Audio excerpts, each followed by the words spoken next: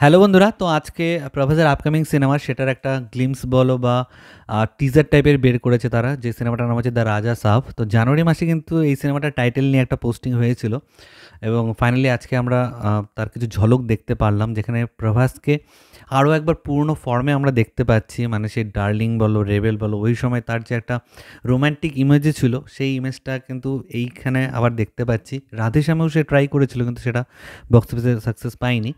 তো দেখা যাক এই সিনেমাটা কেমন রেসপন্স পায়। এখানে ডিরেক্টর আছে মারুতি। মারুতি কিন্তু একজন ভালো রাইটারও তার সাথে। যেরকম ধরো প্রেম কথা চিত্রম বলে একটা সিনেমা আছে, সেটার রাইটার কিন্তু এই মারুতিই ছিল। এস্থামানের মিউজিক আছে, এছাড়া এখানে নিধি আগরওয়াল থেকে শুরু করে যোগী বাবু, আরও সাপোর্টিং স্টারকাস্ট আছে।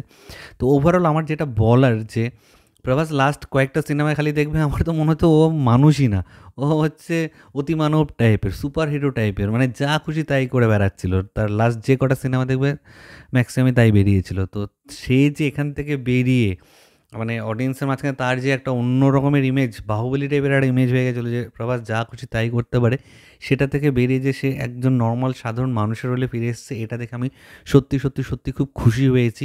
কারণ প্রভাসের কিন্তু সেই ডার্লিং বলো, রেবেল বলো, ওই সময়ের ছত্রপতি বলে একটা সিনেমা আছে, ওই ধরনের সিনেমা দেখে কিন্তু আমরা ধীরে ধীরে তার ফ্যান অলরেডি হয়ে গেছিলাম। তারপর তো বাহুবলী অন্য লেভেলে চলে গেছিলো, কিন্তু সে যে মানে মাটি থেকে হয়তো সে অনেকটা ওপরে উঠে গেছিলো আর কি, এখন যে তার মাটিতে আবার পা পড়েছে, এটা দেখে আমার খুব ভালো লাগছে। আমি এখানে প্রভাসের দোষ দিচ্ছি না, কিন্তু আমার মনে হচ্ছিলো তার সিলেকশনগুলো একই রকমের রিপিটেটিভ হয়ে যাচ্ছে আর কি।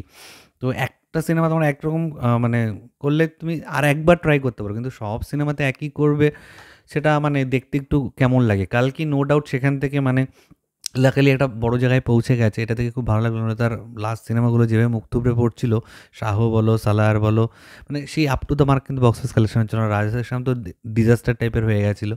তো সেখান থেকে বেরিয়ে আগের ফর্মে ফিরে আসছে, এবং যেভাবে ডিজাইন করা হয়েছে প্রভাসকে, এত চকলেট বয়ের একটা লুকে, সুন্দর একটা মিউজিক আছে সাথে, তাকে দেখতে খুব সুন্দর লাগছে। নেক্সট বয় ডোর যে ইমেজটা আছে, সেই ইমেজটাও কোথাও গিয়ে এখানে কানেক্ট করা যাচ্ছে, যে না এরা আমাদের সাধারণ মানুষের মধ্যে একটা মানুষ, মানে এখানেও যদি গাড়ি উড়িয়ে দিত, করে দিত, ঝাঁপ দিত, তাহলে অদ্ভুত লাগতো আর কি। তো এটা একটা হরের রোমান্টিক কমেডি সিনেমা হতে চলেছে। তার মানে বুঝতেই পারছো যে একটা রোমান্টিক অ্যাঙ্গেল তো অবশ্যই থাকবে।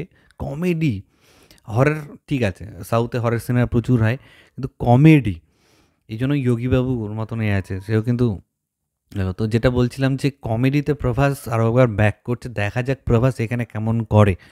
এবং আমার মনে হয় যে যেহেতু ডিরেক্টর খুব ভালো, ডিরেক্টর রাইটারও খুব ভালো, সে কারণে হয়তো একটা ভালো প্লট আমরা এই সিনেমাতে দেখতে পারবো, যেখানে কন্টেন্টটা যদি ভালো হয়, তাহলে প্রভাসের সিনেমা এমনি মানে হয়ে যাবে। প্রভাস তো আলাদা একটা টিআরপি টানবেই, তাই না? আলাদা একটা তো হাইলাইট পয়েন্ট থাকবেই সিনেমার। কিন্তু যদি তার সাথে স্টোরিটা ভালো হয়, তাহলে কিন্তু, যেটা অনেক সিনেমার ক্ষেত্রে প্রভাসের হয়েছে, যে প্রভাস আছে সিনেমাতে কিন্তু কন্টেন্টটা ভালো না বলে অডিয়েন্স কানেক্ট করতে পারছিল না, সিনেমাটাকে রিজেক্ট করে দিচ্ছিল। সেক্ষেত্রে এখানে যদি কন্টেন্টটা স্ট্রং হয়, তাহলে যেটা হোক না, অন্যান্য বাজেটের তুলনায় অন্যান্য যদি 500-600 কোটি টাকা বাজেট হয়, এই সিনেমাটার আই থিঙ্ক 100-150 কোটি টাকার মতন বাজেট হবে, বা ম্যাক্সিমাম 200 কোটিই ধরলাম আমি। তাহলে সুন্দর একটা, কারণ হরর সিনেমা তো ভিএফএক্সের কাছে তো থাকবেই। তো তাহলে কিন্তু সুন্দর একটা ডিসেন্ট কালেকশন এই সিনেমাটা বক্স অফিস থেকে করে নিতে পারবে, যদি কন্টেন্টটা, গল্পটা ভালো হয় এবং সেটাকে যদি ভালোভাবে প্রেজেন্ট করা হয়। সো এগালি ওয়েট করে আছি প্রফেসর এই প্রজেক্টটার জন্য। তো তোমাদের কার কি মতামত, সেটা নিচে কমেন্ট সেকশনে অবশ্যই লিখে জানিও। আমার ভিডিও ভালো লাগলে লাইক করতে একদম বলবে। চ্যানেলটাকে যারা প্রথমবার দেখছো, নিচে যে রেড সেশন বাটনটা আছে সেখানে ক্লিক করো, পাশে একটা বেল আইকন আছে সেখানে ক্লিক করে অল অপশনে ক্লিক করো। ঠিক আছে বন্ধুরা, ভালো থেকো সবাই, সাবধানে থেকো সবাই, love you all, take care.